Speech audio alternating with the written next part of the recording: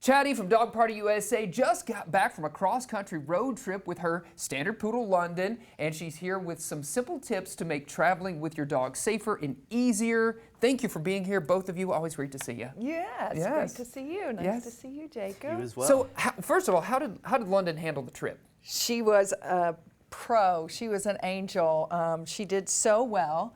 And so I wanted to give you some travel tips from London. Yes. Thank you, what London. worked for her and what didn't. So first of all, not every dog is going to be cut out for a cross-country trip. So if your dog likes new experiences and meeting people, and also can handle sometimes being in a crowd, and likes riding in the car. That's the first thing. You know, like, if they don't like riding in the car, it's going to be an So was it a exercise. car trip? You didn't fly? We took Charlie's electric truck, so we had to stop a lot for charging, which was good for her. She got to run around. Is that good for any dog, just to kind of take a break? Oh yeah, in those long mini potty breaks are recommended. Yeah, so absolutely. I brought some visual aids here. This lovely accessory was part of every outfit while I was on vacation.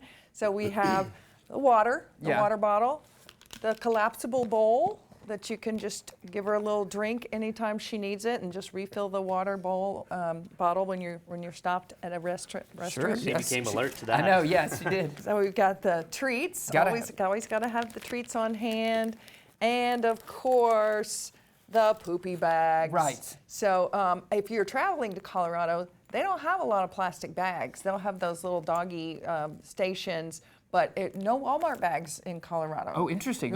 Which is the usual go-to for a poopy bag. Right. So bring your own poopy bags when you're That's going. a great tip. I wouldn't have thought of that at all. So some places when you're stopping do have a nice little dog park area, and they'll usually have the poopy bags there.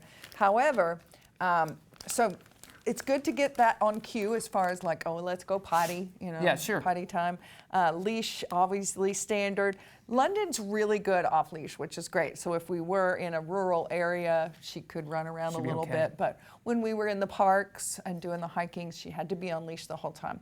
So another tip is kind of do some research on where you're going to see whether it's dog friendly or not. Yeah. And there's kind of a difference between dog allowed and dog friendly. Sure. Right. So most places, if they're not serving food, then they'll let your dog in. But you'd be surprised. We went to REI in Boulder to get some hiking shoes, and there, even though there wasn't a sign on the door, they didn't want dogs in there. No, which I thought was surprising. Yeah. But usually there'll be a sign that says service dogs only if dogs aren't allowed.